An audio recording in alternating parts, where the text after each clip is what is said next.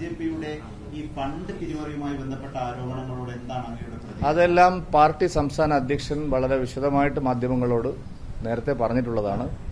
അതിനെ സംബന്ധിച്ച് ആധികാരികമായിട്ട് പറയാൻ സാധിക്കുന്നത് അദ്ദേഹത്തിന് മാത്രമാണ്, അല്ലെങ്കിൽ അദ്ദേഹം നിശ്ചയിക്കുന്ന ആൾക്കാർക്കാണ്. ഇത് സംബന്ധിച്ച് പാർട്ടി അധ്യക്ഷൻ പറഞ്ഞതിൽ കൂടുതലൊന്നും പറയാൻ ഞാൻ ആഗ്രഹിക്കുന്നു. ഞാൻ പറഞ്ഞല്ലോ, ഇത് സംബന്ധിച്ചുള്ള വിഷയങ്ങൾ ഉത്തരവാദിത്തത്തോടെ ആധികാരികമായി പാർട്ടിയുടെ അധ്യക്ഷൻ ബഹുമാന്യനായ ശ്രീ രാജീവ് ചന്ദ്രശേഖർജി തിരുവനന്തപുരത്തും ദില്ലിയിലും അദ്ദേഹം പറഞ്ഞിട്ടുണ്ട്. അന്ന് മഞ്ചേശ്വരത്ത് മത്സരിച്ചാലാണ് ബിജെപിയുടെ സ്ഥാനാർത്ഥിയായി. അപ്പോഴേ ഈ 4.5 കോടി ഒരു സ്ഥാനാർത്ഥിക്ക് കിട്ടിയെന്ന് പറയുന്നതിൽ അത് എനിക്കറിയില്ല. ഞാൻ പറഞ്ഞല്ലോ, ആരാണ് അങ്ങനെ പറഞ്ഞത്? അങ്ങനെ ആരാണ് പറഞ്ഞത്? പി സി ജോർജ് അത് നിഷേധിച്ചല്ല. അത് ഈ വിഷയങ്ങളെല്ലാം പാർട്ടി അധ്യക്ഷൻ പറഞ്ഞിട്ടുണ്ട്. എന്നോട് എന്തിനാണ് ചോദിക്കുന്നത്? എനിക്ക് അങ്ങനെ അറിയില്ല. ഇല്ല, അറിവില്ല. ഞാൻ പറഞ്ഞല്ലോ, ഇത് സംബന്ധിച്ച് എന്തെങ്കിലും പറയാൻ സാധിക്കുന്നത് പാർട്ടി അധ്യക്ഷനാണ്. അദ്ദേഹം അത് പറഞ്ഞിട്ടുണ്ട്.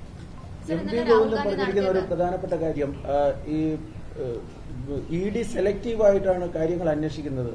ബി.ജെ.പിയിലെ ഹവാല ഇടപാടുകളെ സംബന്ധിച്ച് ബി.ജെ.പിയിലെ പണം ഇതുപോലെ ഹവാല രീതിയിലൊക്കെ കിട്ടിയെന്ന് പറയപ്പെടുന്നതിനെ കുറിച്ച് അന്വേഷിച്ചിട്ടില്ല എന്ന് പറയുന്നത്. അങ്ങനെ ആരെങ്കിലും എന്തെങ്കിലും ഒരു പരാതി, ഒരു കേസ് അവിടെ ഉണ്ടോ? എം.വി. ഗോവിന്ദൻ മാസ്റ്റർക്ക് സമനില തെറ്റിയിരിക്കുകയാണ്. പാർട്ടി അറബിക്കടലിലേക്ക് പോവുകയാണ്. അപ്പോൾ തീർച്ചയായിട്ടും അദ്ദേഹം ഒരു സെക്രട്ടറി എന്നുള്ള നിലയിൽ അദ്ദേഹം പിച്ചും പേയും പറയുകയാണ്. ഈ കേസ് ആരും രാഷ്ട്രീയ പ്രേരിതമായി ഉണ്ടാക്കിയ കേസല്ല. SFIO കേസ് ആദായ നികുതി വകുപ്പിന്റെ അന്വേഷണത്തിൽ അവർക്ക് കിട്ടിയ തെളിവുകളുടെ അടിസ്ഥാനത്തിലാണ്. അതിനുശേഷം കരിമണൽ കമ്പനിയും പിണറായി വിജയന്റെ മകളും അടക്കം എല്ലാവരും ആദായ നികുതി വകുപ്പിനും അതുപോലെ അപ്പീൽ കമ്മിറ്റിക്കും എല്ലാം കൊടുത്ത മൊഴികളുടെയും തെളിവുകളുടെയും അടിസ്ഥാനത്തിലാണ് ഈ കേസ് ഉയർന്നു വന്നിട്ടുള്ളത്.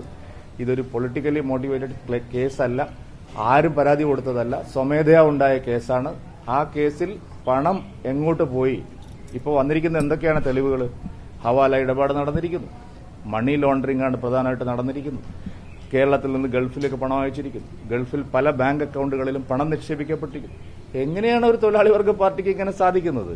CPM പോളിറ്റ് ബ്യൂറോ മെമ്പറുടെ മകളും കുടുംബാംഗങ്ങളും എല്ലാം ഇത്ര കോടിക്കണക്കിന് രൂപ എങ്ങനെ സമ്പാദിച്ചു എന്നുള്ളതിനെ സംബന്ധിച്ചുള്ള അന്വേഷണമാണ് നടക്കുന്നത്. ആ കേസിലാണ് കോൺഗ്രസിന്റെ മുഖ്യമന്ത്രി മൗനം അവലംബിക്കുന്നത്. നിങ്ങൾ അത് ചൂണ്ടിക്കാണിക്കുന്നേ ഇല്ല.